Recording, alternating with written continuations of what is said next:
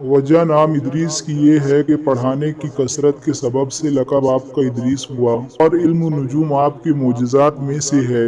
وہ زمین پر عبادت کرتے، ان کو فرشتے سب آسمان پر لے جاتے۔ اللہ تعالیٰ نے فرمایا وَاذْكُرْ فِي الْكِتَابِ إِدْرِيسَ إِنَّهُ كَانَ صِدِّيقًا نَبِيًّا، یعنی ترجمہ، اور یاد کر کتاب میں ادریس علیہ السلام کو کہ تھا وہ سچا نبی، ہر روز پیرہن سیتے تھے، ہر دم سینے میں تسبیح پڑھتے تھے، اور وہ اجرت سلائی کی کسی سے نہ لیتے۔ ایک روز کا ذکر ہے کہ وہ اپنے کام سے فراغت پا کر بیٹھے تھے کہ اسی وقت ملک الموت بآرزوئے تمام امر الہی سے آدمی کی صورت بن کر مہمان کے طور پر رات کو حضرت ادریس علیہ السلام کے دروازے پر آ پہنچے۔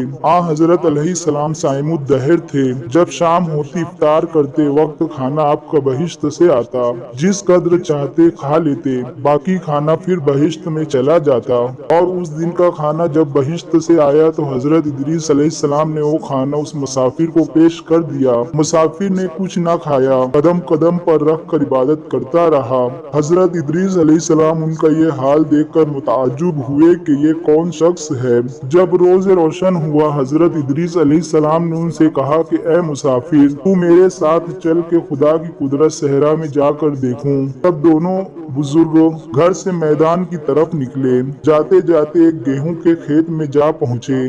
حضرت ملک الموت نے کہا چلو اس کھیت سے چند خوشے گیہوں کے لے کر ہم تم مل کر کھائیں۔ حضرت ادریس علیہ السلام نے فرمایا کہ عجب ہے کہ تو نے شب گزشتہ کو کھانا حلال نہ کھایا، اب حرام کھانا چاہتا ہے۔ پھر وہاں سے دونوں بزرگ ایک دوسرے باغ میں جا پہنچے، اور وہاں بھی انگور دیکھ کر حضرت اسرائیل علیہ السلام نے کھانے کا قصد کیا۔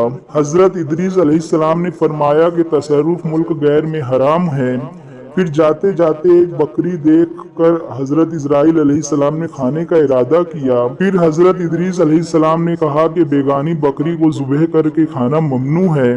اسی طرح 3 روز تک دونوں باہم گفتگو کرتے رہے، جب کہ حضرت ادریس علیہ السلام نے معلوم کیا کہ یہ کون شخص ہے اور بنی آدم سے معلوم نہیں ہوتا۔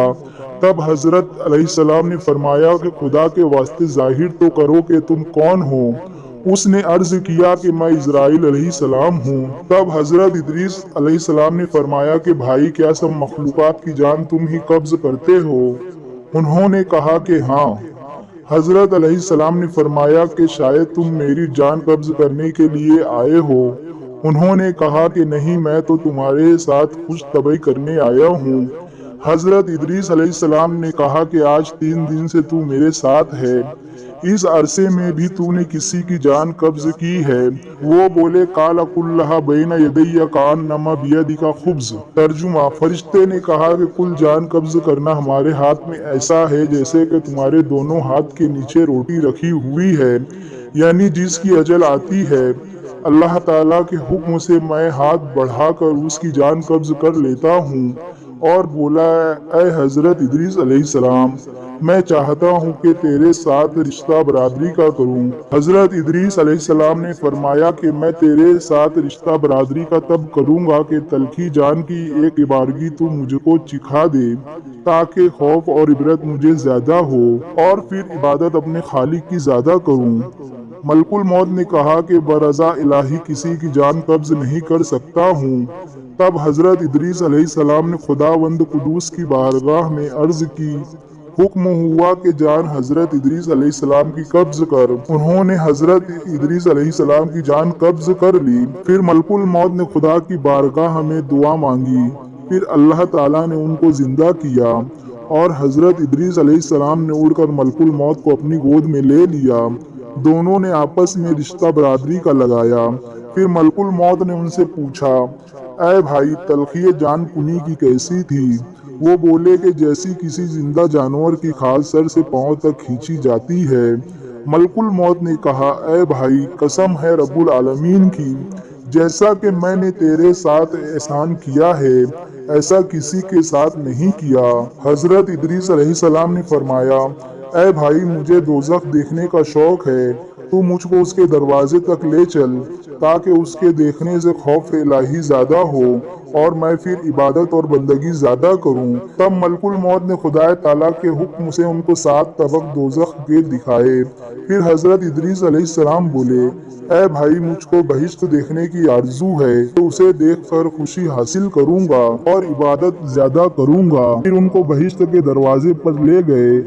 उन्होंने बहिश्त के मनाजिर अपनी आंखों से देखे। फिर कहने लगे, ऐ भाई मैं तलखी जान कुनी कख चुका हूँ और दोजख भी देखी, मगर जिगर मेरा प्यास के जल गया। इजाजत हो तो बहिश्त में जाकर एक प्याला पीऊं। तब उसने कहा, तुम वहाँ से वापस आने का अहद करो। बवजह शदीद प्यास के हजरत इदरीस अलैहिस्सलाम ने वापस आने का अहद किया कि मैं वापस आ जाऊंगा, और बहुक्म इलाही अपनी नालैन दरख्त तूबा के नीचे छोड़कर बहिश्त में दाखिल हो गए, क्योंकि बाहर आने का अहद किया था और नालैन को भी दरख्त तूबा के नीचे छोड़कर आए थे।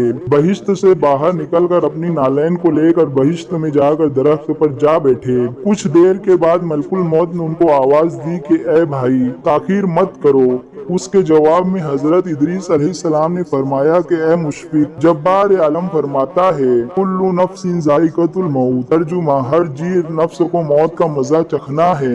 अब तो मैं मजा जान कुनी की चख चुका हूँ। और हक ताला फरमाता है, वइन मिनकुम इल्ला वारिदुहुम, और नहीं कोई तुमसे जो ना पहुँचेगा उसमें सो मैं दोजख में भी पहुँच चुका हूँ। और यही जलील जब्बार फरमाता है, ला यमुस्सुहुम फिया नस्बुम व मा हुम मिनहुम बिमुखरजीन, तर्जुमा ना पहुँचेंगी वहाँ उनको कुछ तकलीफ और ना उनको वहाँ से कोई निकालेगा, यानी जो बहिश्त में गया फिर वो बाहर वापस ना आवेगा। ऐ भाई अब मैं हरगिज बाहर नहीं आने का। दरगाह बारी से आवाज आई, ऐ इजराइल तू हजरत इदरीस अलैहिस्सलाम को छोड़कर चला जा, मैंने उनकी तकदीर में यही लिखा था। हजरत इदरीस अलैहिस्सलाम मौत का मजा चख कर और दोजख भी देखकर जन्नत में जा रहे।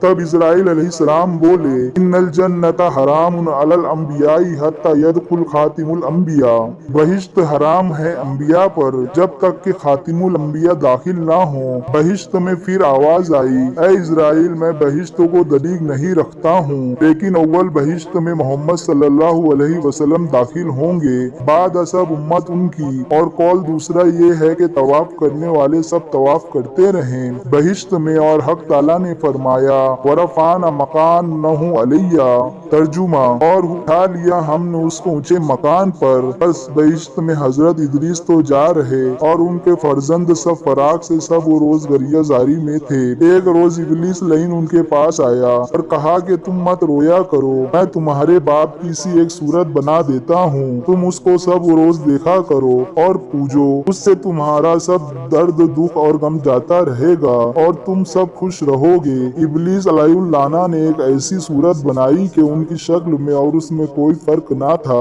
सिर्फ इतना ही फर्क था कि ये सूरत बात ना करती थी और वो लोग उस सूरत को पूजा करते थे। यहाँ तक कि रफ्ता रफ्ता बूत परस्ती तमाम आलम में फैल गई। मशरिक से मगरिब तक ये रिवाज जारी रहा। कोई आदमी अल्लाह ताला को ना जानता था। इल्म व अमल उनमें मफकूद